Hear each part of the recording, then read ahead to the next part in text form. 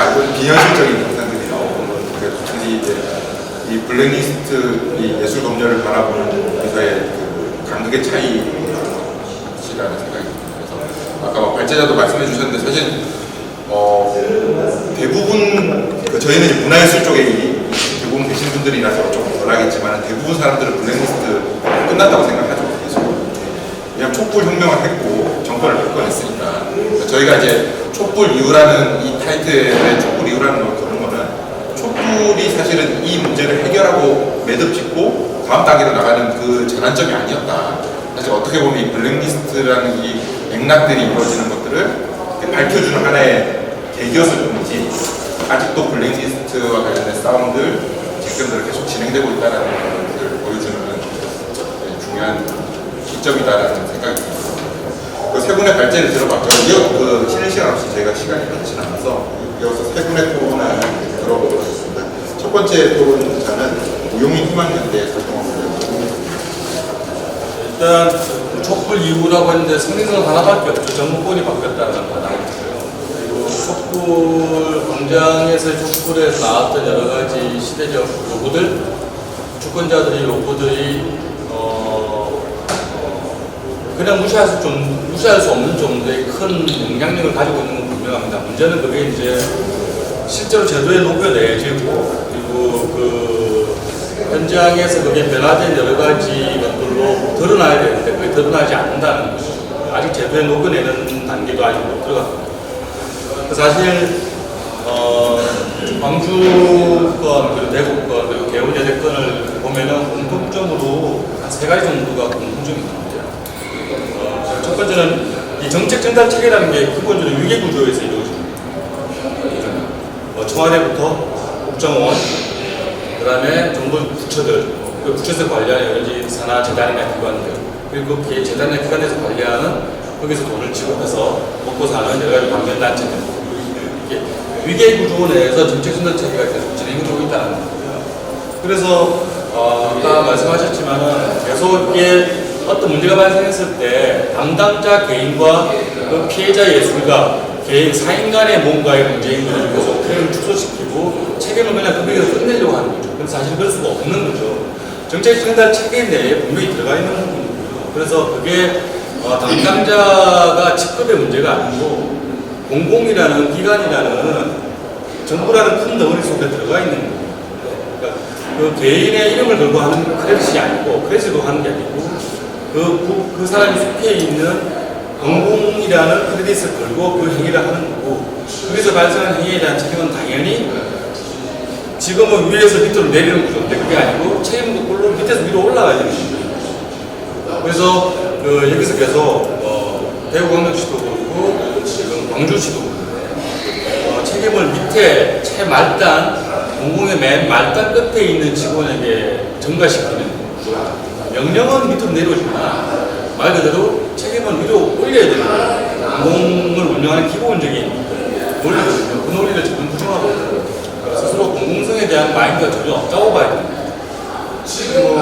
그래서 이 싸움을 할 때 단순하게 어떤 그 해당 기관이나 해당 담당자를 징계하거나 또는 그런 사람들이 못 들어오게 하는 개념 이게 아니고 사실은 이러한 어떻게 보면은 그네들 입장에서 굉장히 사소한 하나의 해프닝일 수 있는데 우리 입장에서는 아니지만 이 해프닝은 그냥 그 해프닝으로 바라볼 게 아니고 정확하게 체제에 대한 문제로 바라봐야 됩니다.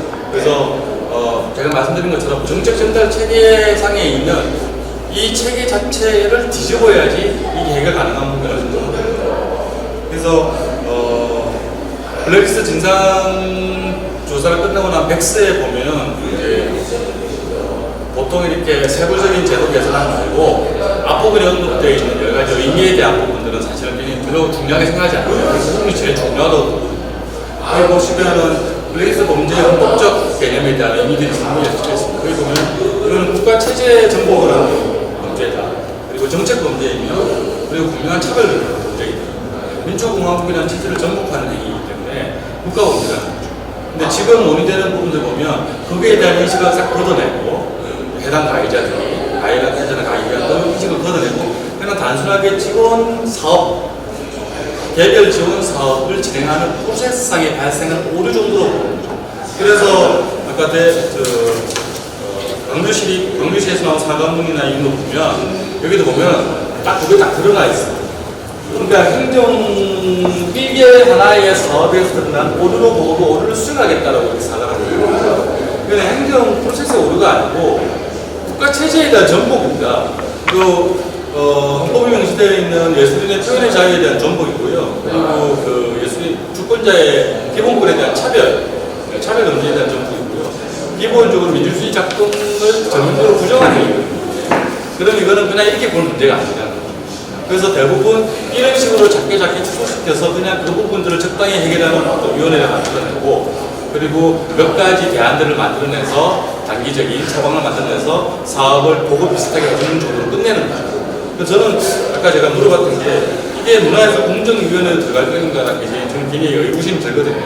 이거는 공정과 불공정의 문제가 아니고 정의와 부정의 문제입니다. 그리고 합법과 불법의 문제이고 이거는 사인 간의 거래에서 발생하는 불공정 거래 행위하고 전혀 다른 부분이거든요. 이거는 참여범죄인 정책범죄이기 때문에 다른 개념으로 들어가져야 되는데 여전히 이 부분은 이렇게 해결되고 있다는 거죠. 문제는 우리가 소위 얘기하는 블랙리스트 사태가 국가범죄가 일어난 이명박근혜 정부가 아닌 새 정부가 바뀌었음에도 불구하고 여전히 이런 프레임으로 이 문제를 해결하고 있다는 거죠. 그래서 아까 잠깐 문재상할 통과님이 이걸 어떤 국민으로 봐야 되냐, 새로운 국민이냐, 아니면 제2 국민이냐 봐야 돼. 저는 애초에 이런 국민이 계속 전개되고 있다고 보는 거죠. 전혀 변화가 없다. 그래서 계속 우리가 아주 근본적인 체제에 대한 개혁을 계속 해야 되는 이유가 정권이 바뀌든지 안 바뀌든 상관없이 이런 부분을 계속 작동한다는 거고 이러한 사안이 발생할 때 여전히 그러한 인식으로 이걸 해결한다는 거죠. 그리고 아직도 여전히 예술이라는 것을 그냥 정책기관이나 정책권자의 어떤 미션들, 본인들이 하고 싶은, 본 기관들이 하고 싶은 미션이나 욕망들이 있지 않습니까? 욕망을 충실히 수행해내기 위한 도구로 본다는 인식이 여전히 안 되거든요. 그러니까 제한문화원의 사실은 구정도 제가 방금 찾아봤는데 제한문화원 설립 취지가 그렇더라고요. 국가 급격으로 높이는. 그러니까 이번 광주 건도 그렇고 대구 건도 그렇고 예술과 예술작품과 예술 창작물과 예술을 굉장히 분리시켜서 매니지먼트하는 현상이 정확히 드러나는 거죠. 그러니까 예술작품과 창작이라는 것과 예술인을 분리하지 못하는 거죠. 이 동일체거든요. 네. 동일체고 그래서 지금 최근 논되고 있는 게 예술인의 생존 공간, 예술 창작의 활성화는 같이 붙어있는 부분입니다. 밥굶어 주는데 예술 못하잖아요. 그러니까 생존과 창작권은 붙어있는 부분이거든요. 그러니까 이미 시대는 그러한 것들이 이미 공론화되어 있고 그게 당연한 것으로 사회적인 합의가 만들어지고 있는 상황인데 여전히 일단 대한민국이라는 이 공화국 체제에 종사를 하는 정책권자들의 인식은 여전히 2단계에 머물러 있다. 그냥 단순히 혁명의 대상이며 소비의 대상이며 소모의 대상이다. 그래서 예술작품 따로 관리하고 예술이 따로 관리하겠다. 그래서 아까 저는 검열이 발생했을 때 그걸 따지고 들면 일단 전시는 하고 행사는 하고 끝나고 얘기하자는 게 뭐냐는 얘기면 그 따로따로 분리해서 얘기하겠다는 거예요. 네. 정말 이거 폭력적인 겁니다. 그러니까 그 인식을 못하고 있는 거죠. 이 기관들은. 정말 심각한 문제인 불구하고. 이거는 어떤 전면적인 공무원 교육이 또 필요하겠지만 기본적으로 이 국가문화 정책을 관리하고 집행하는 성불 다보까지 기관들의 인식을 전면적으로 바꿔줘야 될 필요가 있다. 그래서 그 싸움을 해야 된다는 거예요. 그리고 계속 아까 광주 같은 경우에 또 개인 간의 소송이 있고 그렇잖아요. 최근에 한민호 국장이라고 예전에 미디어 국장 사람이 블랙리스트 실행자인데 최근에 그 피해자 출판협회에서 한민호 국장에 대한 기자회견 때 그런 얘기를 한 거죠. 블랙리스트 실행자에 대한 처벌이 약하다. 그런 얘기 했더니 소송을 했어요. 근데 문제는 현직으로 공무원에 있는 사람이잖아요. 네. 현직으로 다른 부처로 옮기긴 했지만 어쨌든 다른 부처로 파견 나가 있으면서 고위직 관료면서 현직으로 공공성을 띈 임무를 부여받고 있는 사람이 그냥 개인 간의 소송을 하는 거죠. 그것도 웃기지만 그걸 가만히 지켜보고 있는 정부는 더 웃긴 거예요. 분리시키는 거예요. 공공이라는 조직 내에 들어가 있는 사람인데 공공의 당연히 대통령이 책임져야 되는 거예요. 대통령이 책임을 안 지고 그 부분에 대해서 별도로 보는 거예요. 아까 예술작품과 예술을 분리하듯이 이 사안을 그렇게 따로따로 분리해서 굉장히 작게 축소시켜서 편리하게 그냥 소구시키려고 나가는 거죠. 그런 부분입니다. 그리고 지자체와 중앙정부 간에 사실은 광주시가 됐던 이번에 대구시가 됐던 해당 시가 관련된 부분이잖아요. 직접적으로. 그러면 그 시에다가 정부 지원금을 주는 중앙부처가 그것은 책임져야 되고요. 한국문화원이 관련된 부분이면 당연히 문체부가 그 부분에 대한 조사가 들어가든지 감사가 들어가든지 아니면 책임을 지고 어떤 대책을 마련해야든지 해야 됩니다. 그리고 당연히 문체부를 관할하고 있는 중앙정부 부처 더 높은 기관들, 문체부를 임명하는 예산을 조정하는 청와대도 마찬가지고 전체적으로 이 부분에 대한 사안을 들여다봐야 되는 거고 같이 조율을 해서 같이 문제를 풀어야 되는 거예요. 근데 여전히 안 움직이잖아요. 대구시와 광주광역시는 밑으로 계속 책임 전가하고 그 두 주체, 제일 핵심 주체지 않습니까? 돈을 지원하고 그 일격을 부리는 주체입니다. 네, 그리고 제외한국문화도 마찬가지고 그 주체들에 대한 이 사건에 대한 문제 제기나 처벌이나 아니면 여러 가지 개선안이라든지 개혁안이 혁신안이라든지 이런 것들을 사실 그 위에 단에서 정부가 해줘야 되는 거예요. 저는 손 안 대고 있습니다. 그러니까 촛불 이전에는 이거나 사실은 계속 작동되고 있었던 거고요. 그리고 촛불 이후라고 해서 이게 전혀 바뀌진 않는다. 이미 이거는 어떤 지금 대한민국 사회에 거의 축적되어 있는 기독교 세력 그리고 부정한 여러 가지 커넥션들을 통해서 그게 문화 권력이든 정치 권력이든 권력을 만들어 왔던 이 체계 속에서 계속 발생자도 문제고 이러한 체계들은 계속 작동될 것이다. 그래서 정권을 바꾸는 방법으로 이게 해결이 안 되고요. 지금 우리가 블랙리스트 운동 우리가 지난번에 며칠 전에 이제 블랙리스트 운동에 대한 토론을 했었는데요. 이 사안은 단순하게 예술 지원 체계나 예술인에 한정된 또는 예술 지원 사업에 한정된 몇몇 오류를 수정하는 운동은 절대로 바뀌지 않는다고 생각합니다. 말 그대로 백사 연법되는 것처럼 이 예술 범죄라는 것, 블랙리스트 국가 범죄라는 것은 말 그대로 민주공화국을 전복한 체제를 전복하는 민주주의를 전복하는 범죄고 그리고 국가가 정책을 통해서 시행한 정책 범죄 그리고 단순하게 지원사업상의 프로세스상의 오류가 발생한 부분이 아니고요. 주권자 예술인에 대한 차별범죄. 그래서 이 부분을 계속 이제 예를 들면 블랙리스트 운동을 하고 있는 연대체나 예술가들이 계속 국가 사과를 요구하는 이유가 그런 것입니다. 이거는 개별 기관장이 사과해서 될 문제가 아니에요.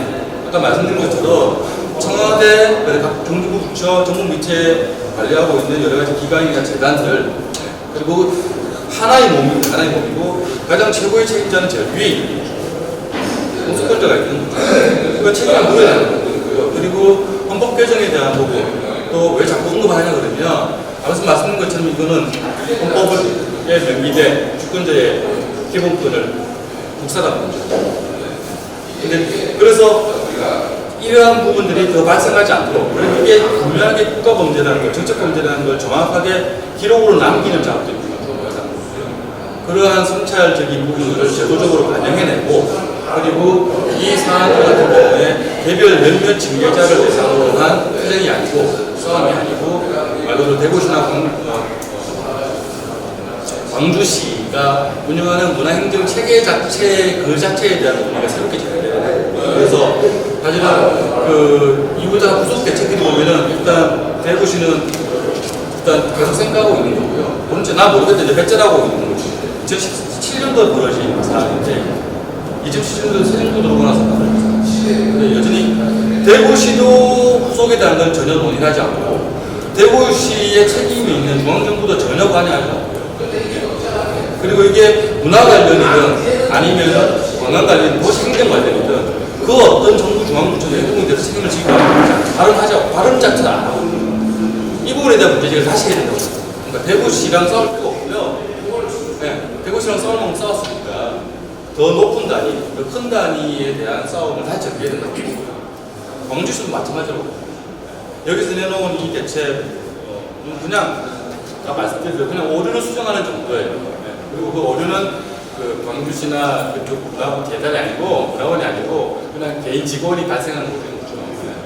그러니까 이런 프레임에서 계속 논의를 해봐야 과학을 해봐야 이 답이 안 나온다는 거예요. 다시 더 큰 답이 체제적인 문제로 다시 싸움을 시작해야 된다. 그렇게 해야지 지금 이 문제는 풀릴 수 있다라고 생각합니다. 이동생 의견들하고 그 시간이 그렇지 않아서 우리는 생략하는 것 같습니다. 다음 거로 이민자 선생님. 안녕하세요. 소개받은 민자입니다. 저는 서울에서 활동하다가 이제 광주로 내려가서 지금 무슨 작가님과 같이 이제 옆에서 이 문제를 좀 보고 있는데 지역에서는 이런 싸움이 굉장히 몰입되어 있는 것 같아요. 왜냐하면은 지역 전체에서 이런 문제, 어떤 예술의 공공성에 대한 문제에 대한 인식 자체가 없고 그 대부분 기관들이나 뭐 시나 기관에서 전부 사실상 가해자라고 말할 수 있는 사람들의 입장을 먼저 수렴을 하는 이 사건을 해결을 시작을 해나가기 때문에 그들의 입장에서 이 문제를 해결하는 방식으로 가다 보니까 지금 보신 것처럼 이러한 방식의 사과 모임 같은 것들이 나오는 것 같습니다. 그리고 예술가로서는 이런 사건들을 맞닥뜨렸을 때 이거를 해결을 할 프로세스가 있어야 되는데 이제 서울에서는 사실 이렇게 시민단체나 연대단체들과 이거의 뜻을 잇는 예술가 그룹들이 있기 때문에 이거의 목소리를 내고 이거를 어떻게 해결할 것인가 하는 과정을 만들고 그거를 통해서 법적인 해결이든지 아니면 다른 행정적 해결이든지 이런 절차들을 밟아나갈 수 있는데 광주에서는 이거를 같이 이제 운조를 해주는, 지지해주는 지지 그룹 자체가 없다 보니까 계속 다시 한번 이제 고립이 되는 그런 상황이 되는 것 같습니다. 그래서 아까 정유선 작가님께서도 말씀하셨지만 이런 사건이 일어나면 공기관에서 가장 먼저 하는 일이 작가 주변에 있는 그룹을 완전히 떼어내는 일부터 시작을 해서 이 싸움이 시작이 되고요. 그래서 이 시각 예술에서 일어난 일인데도 간담회 자리에서 이제 제가 사회를 봤었는데 그 이유가 뭐냐면은 사실상 이제 밖으로 나설 수 있는 혹은 나설 의지가 있는 그룹들이 다 차단되는 상태이기 때문에 다른 분야에 이제 제가 사회를 볼 수밖에 없는 그런 상황들이었습니다. 그래서 그렇게 지지단체, 지지그룹들이 떼어낸 상태에서 시나 기관들은 자기들만의 어떤 소통을 하고 그리고 나서 그 제도적인 어떤 다음 제도적인 해결 이런 걸로 또 다시 한 번 또 끊어내는 거죠. 그래서 만약에 광주시나 이런 데서도 제대로 된 의지가 있다면 광주시 의회를 통해서 뭐 행정 감사를 하거나 아니면 감사위원회를 통해서 감사를 하는 이 수준에서 할 수 있는 일들이 먼저 진행이 됐어야 됐을 겁니다. 그런데 그런 일들은 사실 전혀 안 일어나고 있는 상태죠.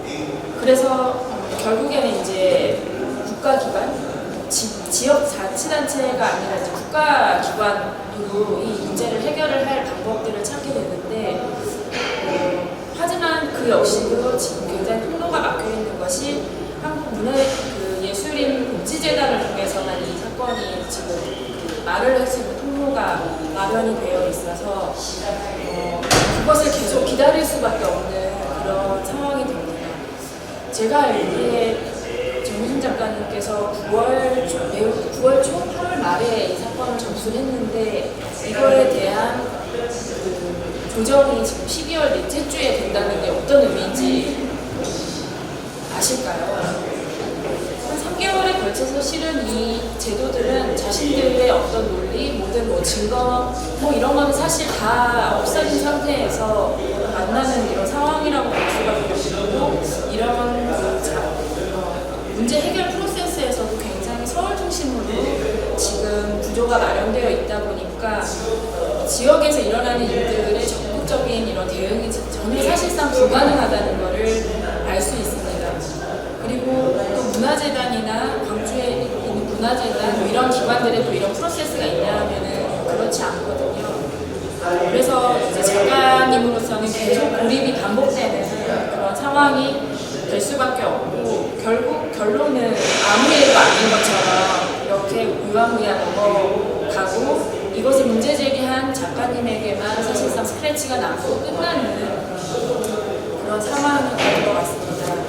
그래서 이제 우리가 여기 문화 이제 실천연대도 있긴 하지만 사실은 어떠한 제도적인 뒷받침이 되어야 될까 하는 고민들이 좀 더 있어야 된다고 저는 생각을 하고 있고요. 지역에 있다 보니까 더욱더 그런 부분들이 많이 필요한 상황인 것 같습니다. 그 사례 이외에도 예를 들면 지역에서는 뭐 성폭력 문제라든지 이런 부분들에서도 사실 사건 해결 프로세스가 전혀 없어요. 그래서 결국에는 그나마 체계가 마련되어 있는 것이 보조금의 횡령, 이러한 부분들에만 조금 프로세스가 갖춰져 있어서 그거에 기대가지고 사건을 좀 해결해야 되는 그런 상황들도 지금 발생하고 있는 상황입니다. 이번 사건에 대해서 문화체육관광부는 사실 아무 일도 하지 않는 것이 맞는 것이, 런던에 있는 주한 문화원에서 같이 이제 동시에 일어난 일인데요. 블랙리스트 사건이 진행될 때 그 런던 문화원에는 그거의 사건의 주동자가 사실 원장으로 갔었고, 이제 해외 문화원에서도 수많은 검열들이 일어났었기 때문에 실은 이 문제에 대해서 누구보다도 민감하게 대응을 하고 아주 정교하게 일을 했어야 하는 기관입니다. 하지만 그 기관 역시도 본인들은 모른다는 식으로 작가님한테 이메일을 보냈어요. 그리고 아무런 일을 하지 않았습니다. 그래서 지금 진상조사위원회가 종료된 다음에 사실상 이런 사건에 대한 조사 채널 이런 것들이 전혀 마련되어 있지 않기 때문에 지금 사실상 블랙리스트 이후의 일은 아무런 것도 없다라고 저는 생각을 하고 있어요. 그래서 그거에 대한 후속 조치가 반드시 필요하고, 지금 현재로서는 이제 법률안이 국회에 올라가 있잖아요. 근데 그거에 기대어서만은 할 수 없을 것 같아서 어떤 다른 행정적인 제도 마련이 필요하지 않을까 그런 생각을 해봅니다. 이제 서울에서도 싸우다 보면 고립감을 많이 느끼는데 실은 이제 지역에서는 그것이 너무나도 배가 돼가지고 사실 이제 이런 활동가 대회에도 반가운 것이 어쨌든 혼자가 아니고 이런 생각들을 하는 사람들이 있다라고 하는 것이라서 지역과에도 좀 상시적인 이런 연대 이런 것들이 조직 안에서 좀 있으면 좋지 않을까 그렇게 생각을 하고요. 지금 이제 사건이 해결되지 않았기 때문에 조정조차 이후에 사실 대응해서 싸워야 할 것 같은데, 광주에서는 모든 예술가가 다 끊어지고 차단된 상태이기 때문에 도움이 필요할지도 모르겠다는 생각도 듭니다. 근데 좀 관심 가지고 많이 도와주시면 좋겠습니다. 감사합니다. 문제 연출 앞으로 들어가고요. 마지막으로 실천연대 유령위원회 전 앞에 토론하셨던 분들이 연이 되게 잘했어요.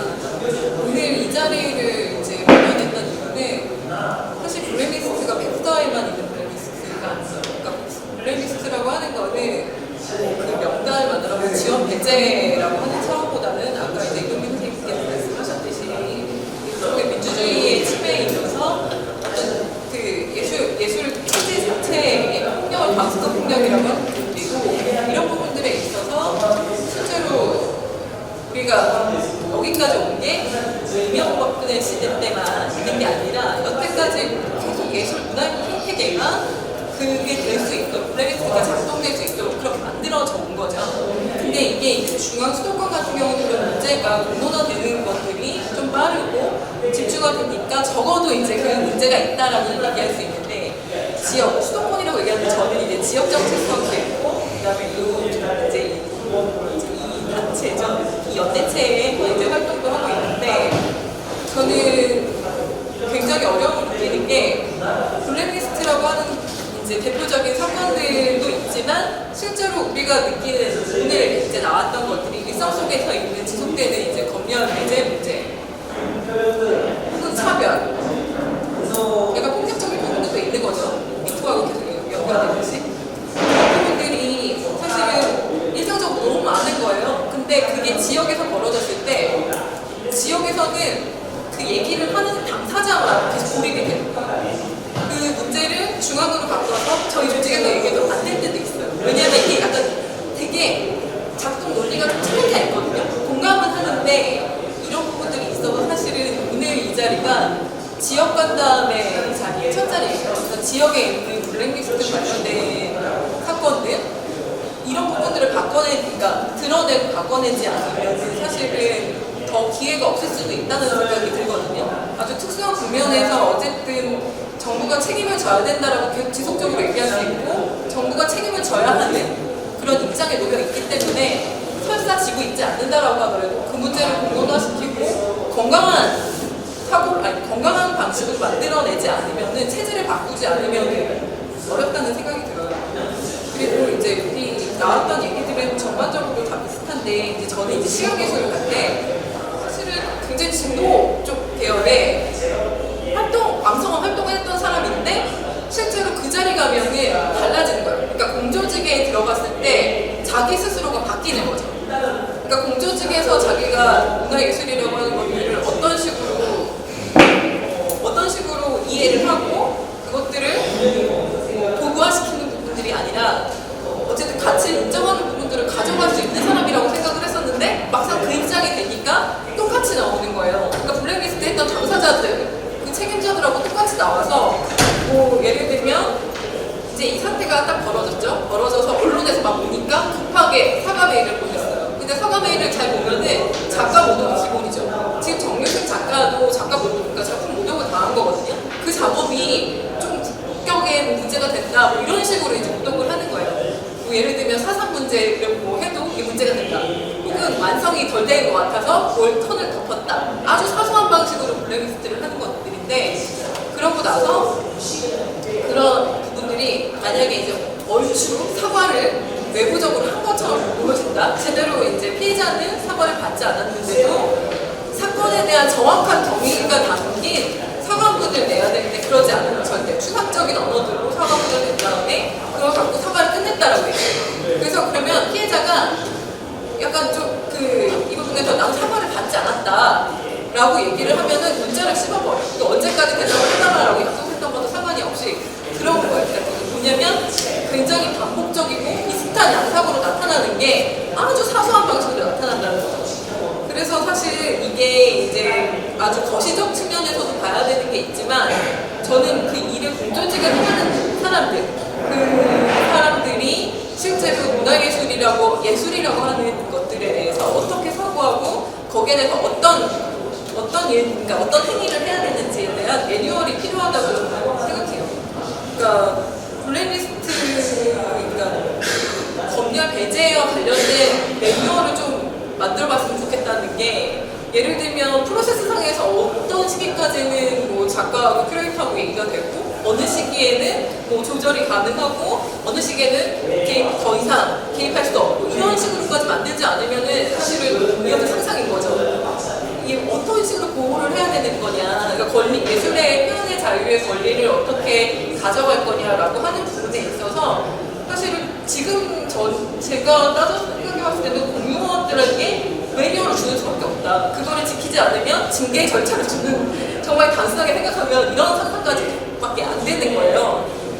왜냐면 너무 사소하고 이 문제가 너무너무 많아서 뭐 예를 들면 우리 군수가 5.18 관련된 내용이 싫으니까 김군 상영 안 된다, 금지하는 거, 그거 불과 2개월 전 일이거든요. 그 블랙리스트 세월호에 있었던 일들인데 그냥 계속 지속되는 부분들이 있어서 사실은 그 매뉴얼이라고 하는 거, 그 다음에 공무원, 당사자들, 그 문제를 해결하는 부분에 있어서 책임을 져야 되는 당사자들이 이 문제를 진심으로 성찰하고 반성하는 부분에 있어서 어떤 식으로 공무원 교육을 가져갈 거냐라는 고민도 있고, 그리고 이제 피해자의 권리를, 피해자가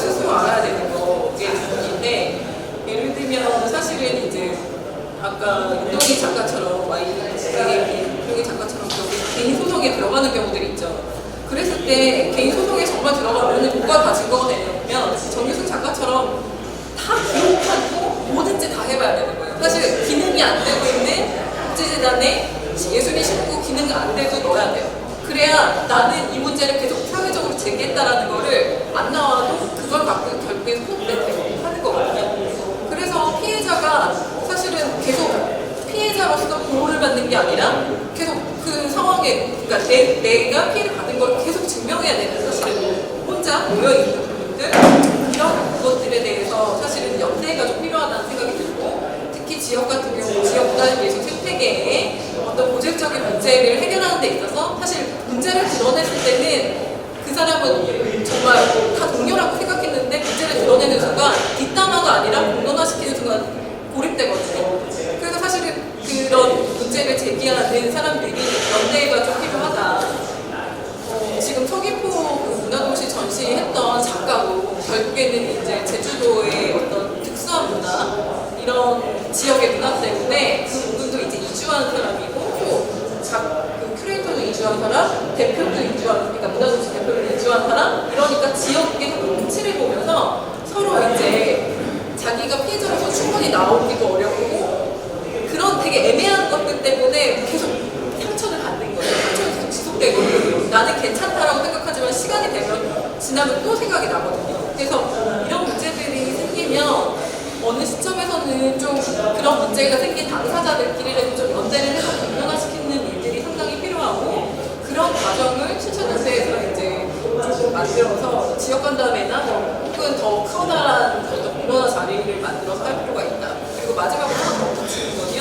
사실 정유승 작가 이거 마지막에 이제 광주시립미술관장이 이제 페이지 16페이지인데 보면은 이제 후속 대책으로 발표한 게 있어요. 근데 이게 여기 되게 심각한 문제가 뭐냐면 이 문제를 해결하기 위해서 하나 피해자가 어떤 식으로 보호돼야 되는지는 전혀 없는 거예요. 프로세스는 있는 거죠. 프로세스만 있는데 그 프로세스는 행정적 프로세스밖에 없지 피해자를 보호하는 거. 그 다음에 어떤 예외 상황들이 있을 수 있어요. 피해라고 하는 거, 2차 피해라고 이런 것들은 굉장히 예외 상황에서 생길 수밖에 없기 때문에 피해자 보호 조치가 되게 중요하고, 또 되게 황당했던 거는 세 번째 큐레이터 소양교육 실시에 보면 강사가 관장이 있는 거예요. 관장이 외국 강사인데 관장이 어떻게 책임 당사자가 이 소양교육을 하면서 그 문제를 다룰 수 있다고 생각하는지 너무 좀 황당하더라고요. 그래서 사실 이런 디테일한 부분들이 어떻게 걸리는 거죠.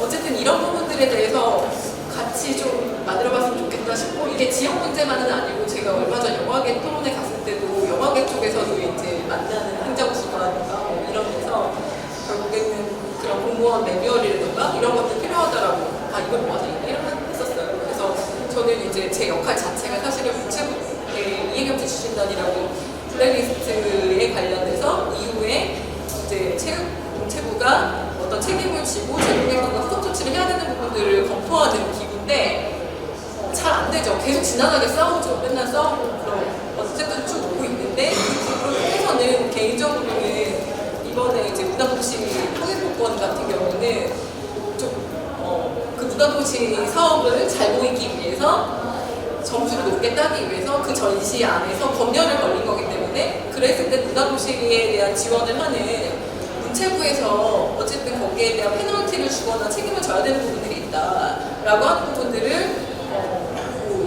이제 권고를 할 예정이고, 아까 이제 이동미 선생님 얘기하셨던 그런 부분들인데 실제로 지역에서 현장에서 주체들을 만나서 그것들을 계속 공유하고 공론화하고 이런 과정도 굉장히 필요하고, 하지만 좀 제도적으로 봤을 때는 그 책임선을 좀 명확하게 해서 그 책임을 지게 하는 부분들, 그리고 그게 제도화가 되게 하는 부분들, 이게 되게 중요할 거라고 생각합니다. 어쨌든 이렇게 와주셔서 감사하고요. 저는 오늘 얘기 들으면 사실은 계속 화가 나고 눈물 나고 그런데 이게